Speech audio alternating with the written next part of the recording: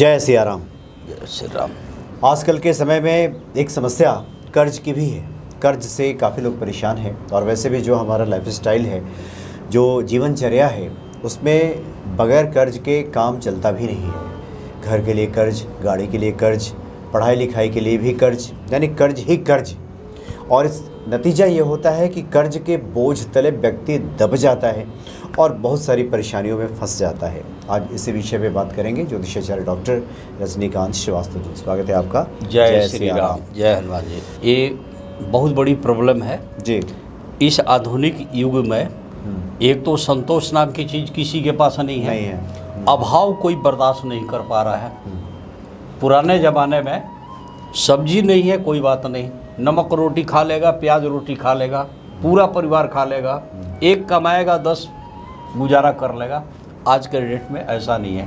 10 आदमी कमा के भी एक परिवार को ठीक से नहीं चला पा रहे हैं। इतनी महंगाई भी है और कंपटीशन भी है और एक के देखा देखी आवश्यकता बना दिए हैं। एक के घर स्कूटर आया तो पड़ोसी के दूसरे घर मन में वो ठान लिया कि अब की हमारी दिवाली आएगी चाहे बोनस आएगा तो हम जो हैं इससे बढ़िया वाला हम लेके आएंगे। तो उनके मन में इस तरह की बात आ गई। और इस कारण से क्या हो रहा है कि देखा देखी एक ने किसी तरीके से प्लॉट लिया, अच्छा, तो दूसरे पड़ोसी या उनके और जानने वालों ने मन में ठान लिया कि हम भी अब प्लॉट लेंगे या इनसे बढ़िया लेंगे और प्लॉट लेंगे। अच्छा, इनकम तो सीमित है। हाँ बिल्कुल। तो उन्होंने बैंक से लोन ली, बैंक ने लोन नहीं दिया, प्राइवेट फाइनेंसर से ले लिए, तो कर्जदार तो वो बन गए। बड़े बड़े इंडस्ट्रीज भी कर्जदार हैं। लेकिन देखिए, इनकम का फ्लो बना रहे तो इसमें कोई दिक्कत नहीं आ रही है। अगर इनकम का फ्लो रुक गया तो उनको इंस्टॉलमेंट देने में परेशानी बढ़नी शुरू हो जाती है और एक्चुअल कर्जदार देखा जाए तो वही लोग हो जाते हैं। बिल्कुल बिल्कुल। अभी आपको मैं बताऊं, कुंडली की अगर प्रॉपर विवेचना करिए तो कौन आदमी ज़्यादा कर्जदार रहेगा जिसका जल्दी कर्ज मिटेगा ही नहीं। अच्छा। तो ज्योतिष ये कहती है कि मंगलवार को लिया हुआ कर्ज जल्दी उतरता नहीं है। अच्छा, मंगल को ले लिया जाए तो मंगल को ले लिया जाए तो कर्ज उतरती नहीं है, नंबर 1।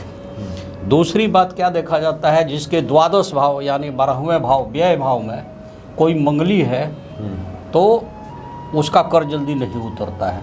अच्छा, जो मांगलिक है उसके साथ भी ऐसा होता है? हाँ, मांगलिक अच्छा, है और 12वें भाव का मंगली है तो क्या देखोगे कि वो हमेशा ही कर्जदार रहता प्राय। अच्छा, माने एवरेज आप उठा के देखोगे तो उसके केस में क्या देखोगे कि वो ज़्यादा कर्जदार रहा और पूरी लाइफ रहा। ठीक है। तो इसका तरीका सबसे बढ़िया हम लोग क्या बताते हैं, महादेव जी हैं, इनके एक रूप होता है, उसको बोला जाता है ऋण मुक्तेश्वर महादेव। मुक्तेश्वर जी। तो जैसे बीमारी के लिए होता है आशुतोष जी, वो भी शिव जी हैं।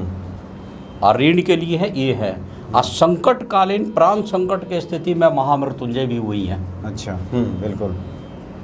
तो शिव जी एक ही है लेकिन रूप अलग अलग है। तो अगर ऋण मुक्तेश्वर महादेव की आराधना की जाए तो कर्ज में कमी आती है।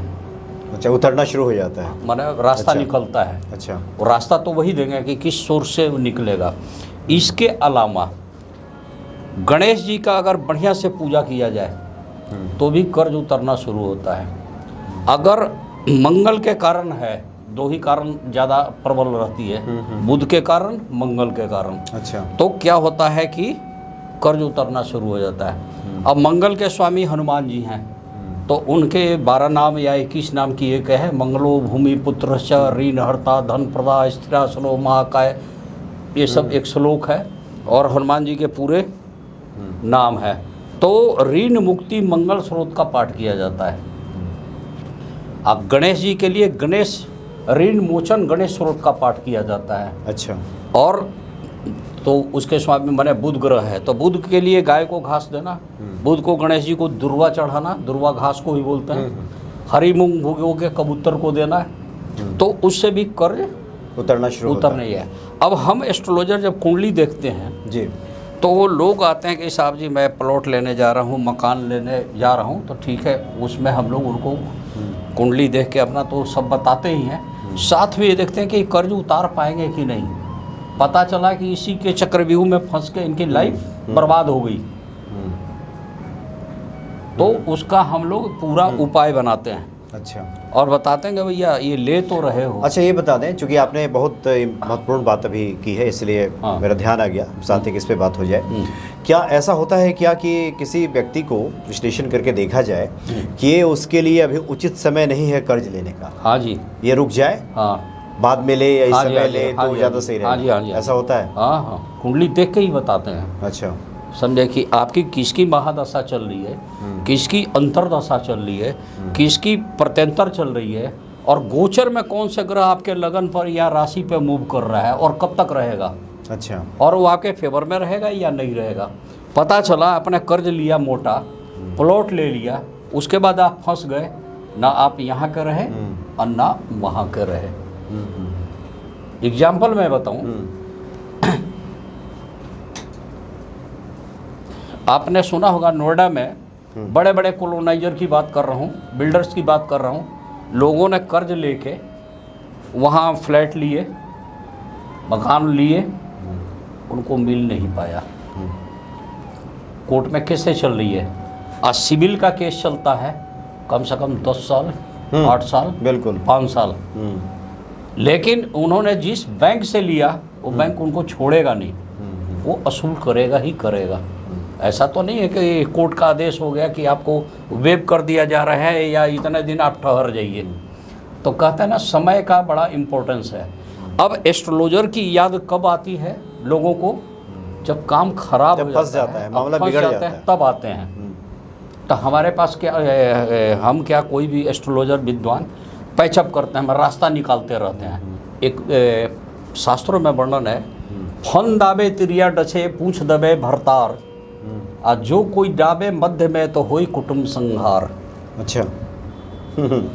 जमीन जो है उसका एक नियम होता है, कब खोदना है, अच्छा, और किधर से क्या करना है।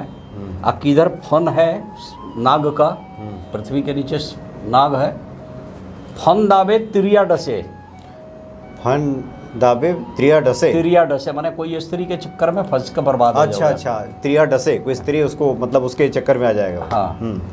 पूछ दबे भरतार, अच्छा। पति के ऊपर खतरा आ जाएगा अच्छा। उस घर का। आज जो कोई दाबे मध्य में, बीच में, हाँ, होए कुटुंब संहार, अच्छा, घर में कोई बहुत बड़ा संहार हो सकता है, संहार हो सकता है। इस तरह की, और आज के डेट में भी वो बड़ा कारगर है। तो हमने उनको मना कर दिया। अच्छा, कि भूमि कहाँ से आप उसका, हाँ, ले रहे हैं, और इस जो आप समय बता रहे हैं बिल्कुल सही नहीं है। अच्छा, ठीक है, चले गए। लेकिन अब चूंकि जिसको जोश चढ़ जाए ना, वो काम करेगा ही, वो काम करेगा ही। ठीक है जी, श्रीवास्तव जी की तरफ तो 36 पंडित है, हाँ, बहुत लोग बताने वाले हैं, बहुत वाले बताने हैं। हाँ। उन्होंने किया वही, और कुटुंब का संहार कर बैठे। अच्छा। मेरे जानकारी में तो हमारे को जब खबर मिली तो हम अफसोस के अलावा कुछ कर नहीं सकते हैं। और एक फार्मूला चलता है ना, prevention is better than cure, उस पे वो नहीं जाता है। उसको अपने फेवर में ही सुनने की हाँ, इच्छा होती उसकी है। इच्छा होती है कि हमारे अब फेवर में। दर्शकगण, मैं बताना चाहूँगा, साहब के सवाल का जवाब दे देता हूँ। जिस घर से गाय को नियमित रोटी जाती है, काली चींटियों को पंजीरी जाती है, कर्ज की स्थिति कम होती है। एक, अच्छा, जो ऋण मुक्ति मंगल स्रोत का पाठ करता है उसका भी कर्ज उतरता है जल्दी। ऋण स्रोत गणेश जी का जो स्रोत है उसका पाठ करेगा, उसका भी कर्ज जल्दी उतरता है। ऋण मुक्तेश्वर महादेव की आराधना की जाए, अनियमित की जाए, और 1 लोटा जल से भी महादेव जी खुश हो जाते हैं, तो भी कर्ज जल्दी उतरता स्थिति।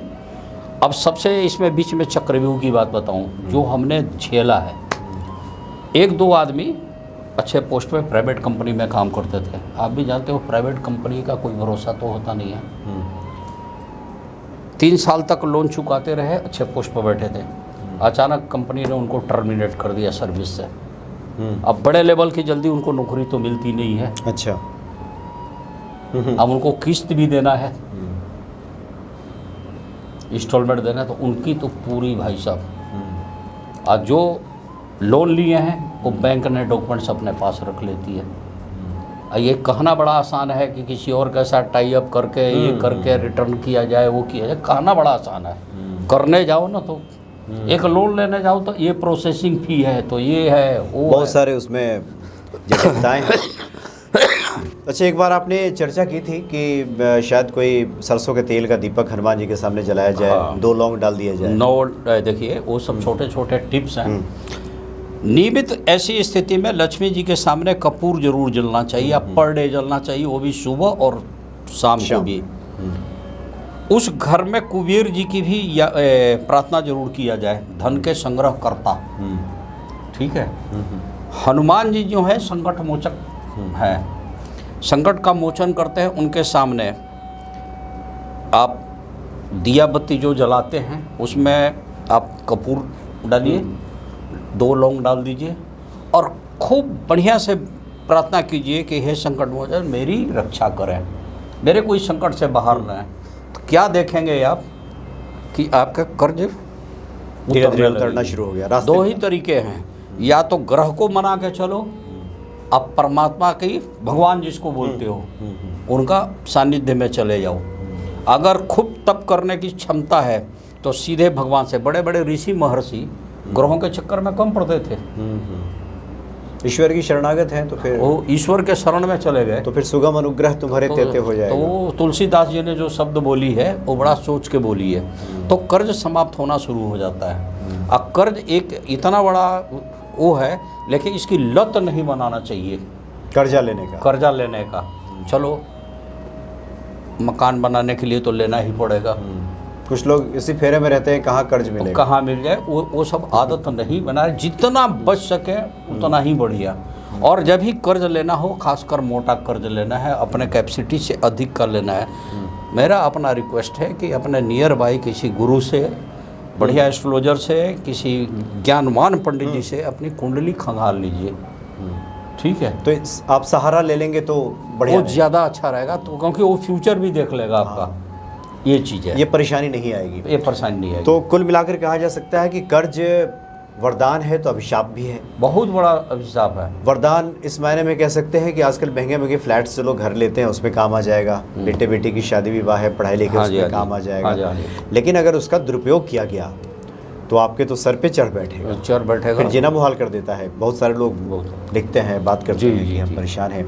तो आपने जो उपाय बताए हैं बहुत ही ये प्रैक्टिकल सब उपाय हैं, इस पर आप विचार करें, गौर करें, वीडियोस को फिर से सुनें तो और स्पष्ट होगा, और उपायों को कीजिए। निश्चित तौर पे हनुमान जी कृपा आपको प्राप्त होगी और जीवन आपका मंगलमय बनेगा। बहुत बहुत धन्यवाद आपका। जय श्री राम। जय सिया राम। जय सिया राम।